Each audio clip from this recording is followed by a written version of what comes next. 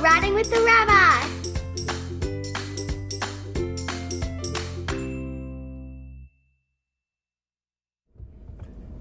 Hello everyone, welcome back to another episode of Riding with the Rabbi. Now, some people in our audience may recognize this very special gentleman in my car. Many may not yet, but after this, he's going to be a man of legend.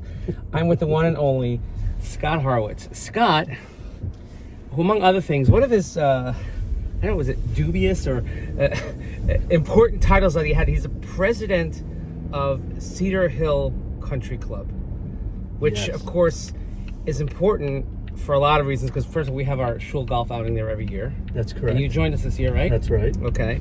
And also, a very important thing happened at Cedar Hill Country Club on June 2018. You know what that was? June 2018?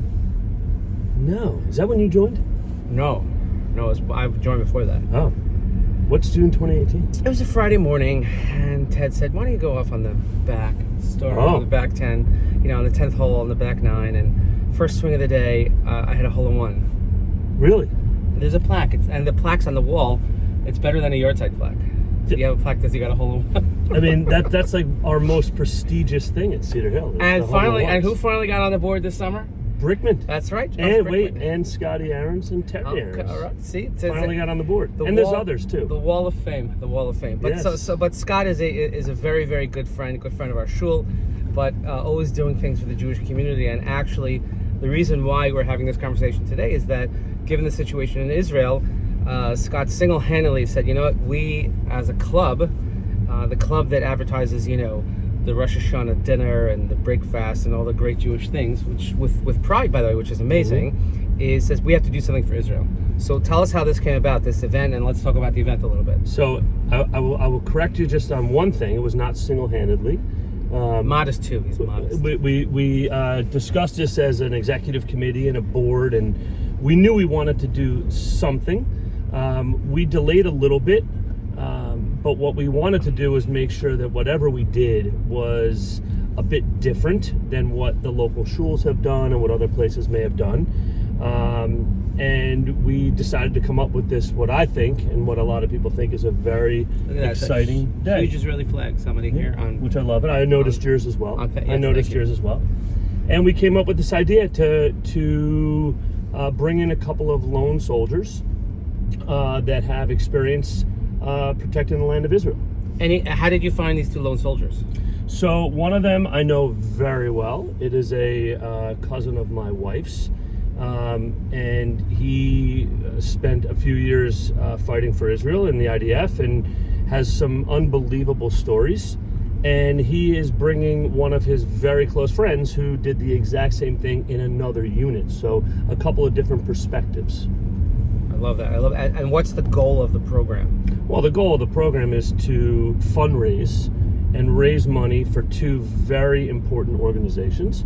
Number one is the Michael Levin Lone Soldier Foundation, which does some great work, which we'll learn about that day. But in essence, what they do is they raise money and support lone soldiers. So a lone soldier is, as some people may not know, a lone soldier is someone that goes over to Israel and fights in the IDF or supports the land of Israel with no family there. They don't have any family there. Right. And so... You know what that's called in Hebrew? What is it called? It's a good one. Chayal Boded. Chayal Boded. Chayal is soldier, Boded means alone. Okay, see? You learn everything. You learn something new every day. There you go. Which I just learned. But what they do is they support through meals, through housing. But one of the things that hit me was they not only support the soldiers prior to and during their service, but they also support them after their service. Because what a lot of people don't know is a lot of these lone soldiers suffer from things like PTSD, and they need support after their service. So they support not only before and during, but they support after, which I thought was very important.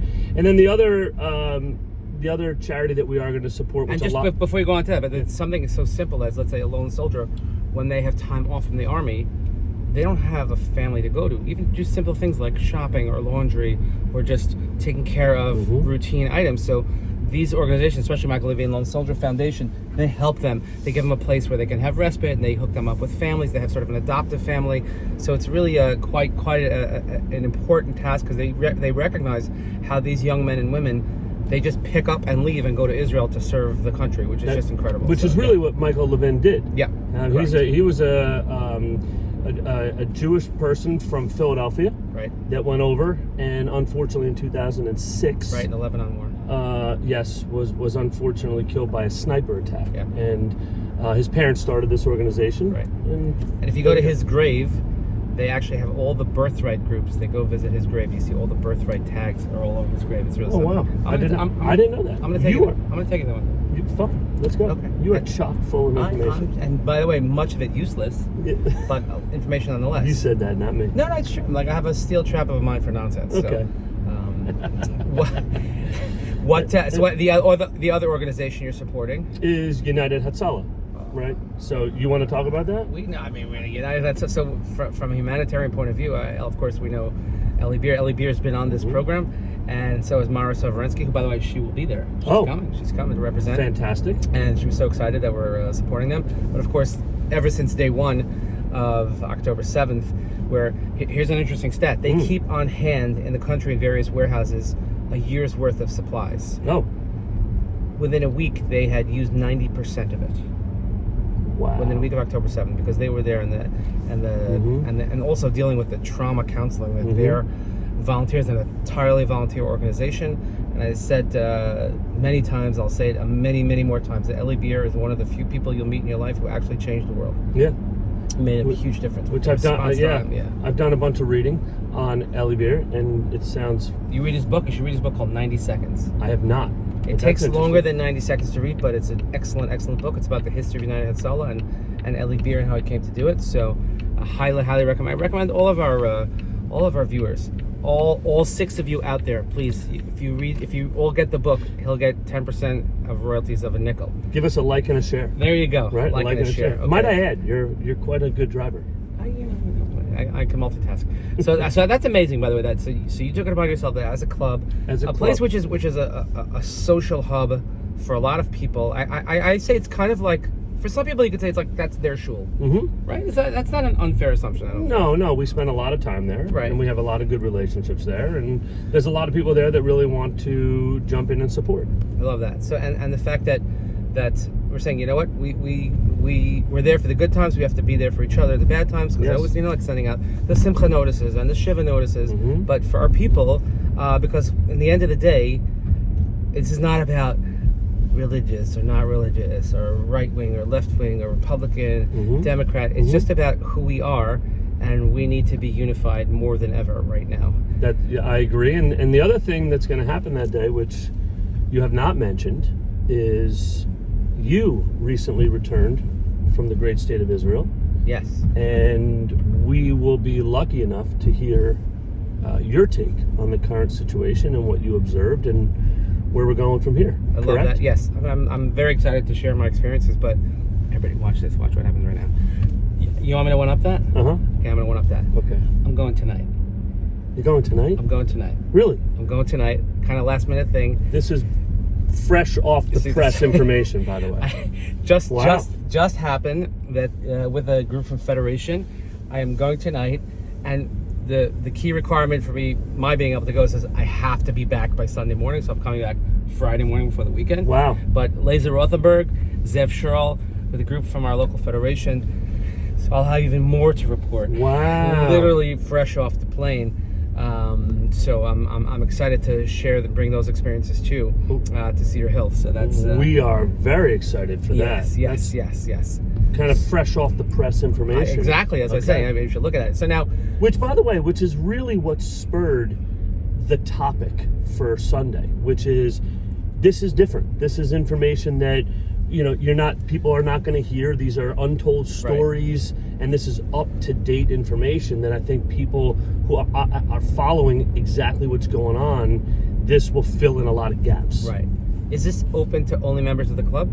Yeah, so right now, up until the 27th, this will only be open to the members. However, depending upon the registration, which right now I think we had as of this morning was about 125 people, maybe that's 130. amazing. Yeah, which is great. That's incredible. Which is great. I'm so thankful to the membership of Cedar Hill so far. So thank you for signing up. Is Kevin Klein coming? I think so. If not, we're gonna have to go after him. I think he's coming. But the goal, Rabbi, is to fill the ballroom, which is 350 people. That's the goal, right? Wow, amazing. So we're hoping to get there. If we don't reach that 350 by the 27th, then we're going to open it up on a first come first serve. Because basis. after this goes out, hopefully later today. Forget it. You're going to be flooded with requests. That's why I asked the question. I want to make sure. No, with you doing this, this is like we might have to really close it off at 350. Because I have a face made for radio, so that's definitely an attraction. But I have to say also something else is that, in America, when I speak to people in Israel now, and I say, how are you doing? How are you doing? They all, without missing a beat, they all say, how am I doing? They go, how are you doing?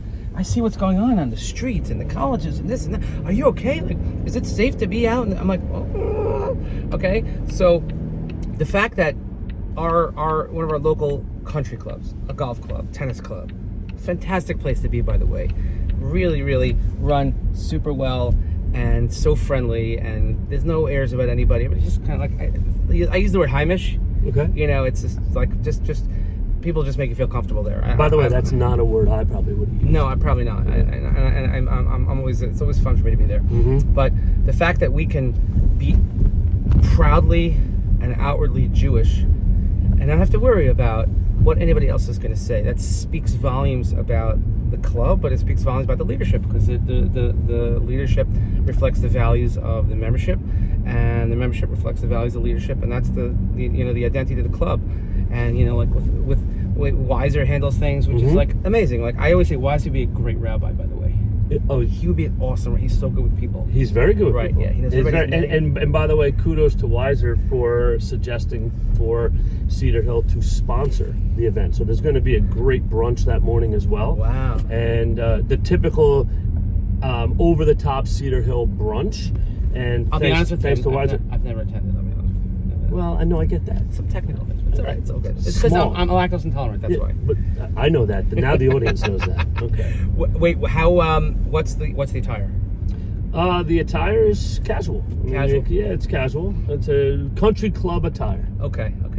Now let me ask you this. Let's kind of veer off the topic a little bit.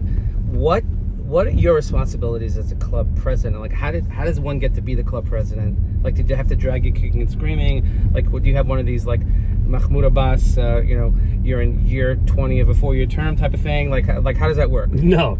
This is year 1 of a 2-year term. I've been very active in the club for the last 3, almost 4 years. And the board is the one that elects the president. The board. A lot of people don't know that. A lot of people think that you're elected through the membership, but the board actually elects you. Okay. And I think the board appreciated what I had done in the past with the tennis program and some of the other things that we've done, and had asked me if I was interested. And I love the club. I love the club. I love the people. I love the employees.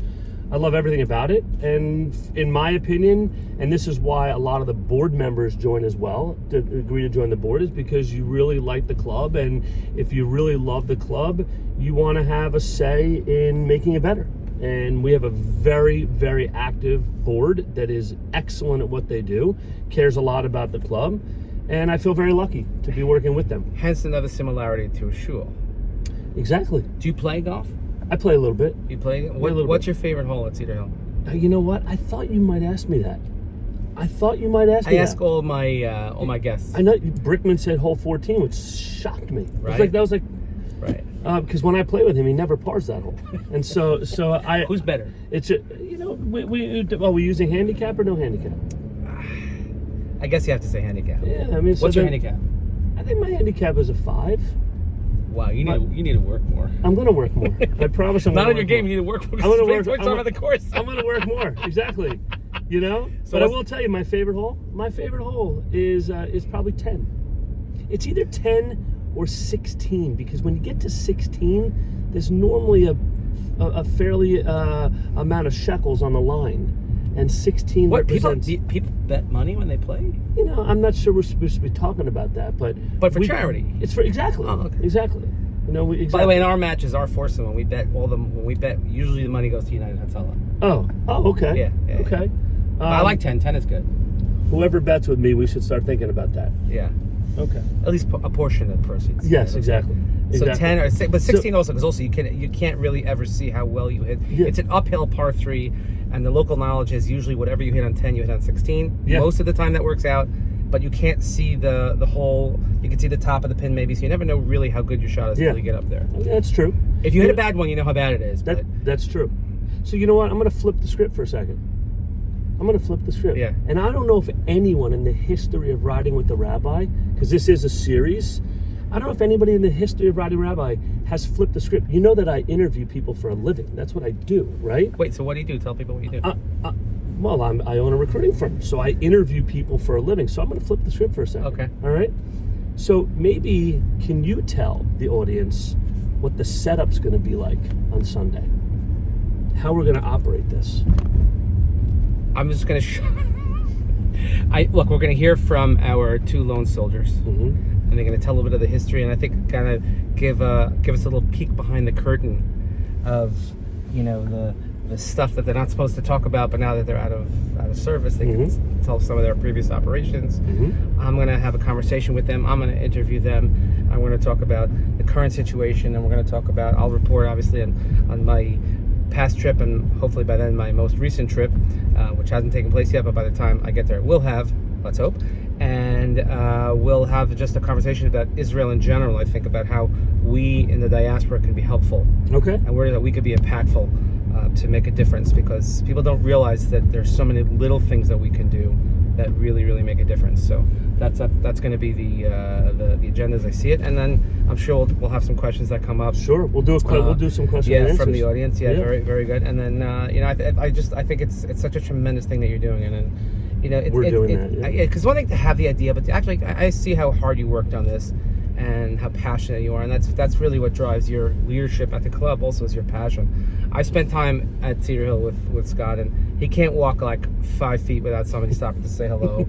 And it's not that like, you know, the locker room's too cold, or you know, there's a green that's damaged. No, it's just like, hey, how are you? And he's so friendly, so warm. I do to love the everyone. members. I do. And it's really it speaks a lot about you. But and I'm glad because of that through Josh and everyone that we've become friends. And I think that you know, leadership in any organization is challenging, particularly when the organization has a lot of MOTs. No. We're a hard bunch. We're not a cakewalk. We're not so easy. I understand. You know, but I'm looking forward to a great event, and really I just want to say thank you, because and I think it's important that we get this word out there to everyone. And you know, there's so much that we can do, and you're actually stepping up and you're doing it. First of all, I want to close this by saying I want to thank you. I want to thank for agreeing to participate in this. I want to thank the lone soldiers that are coming. I want to thank the club for sponsoring this. I want to thank the board and the executive committee for agreeing to do this, because I know how important this was to all of you.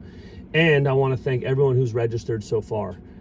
We appreciate the support. We're hoping for more, but we really, really appreciate the support. We're very much looking forward to next Sunday.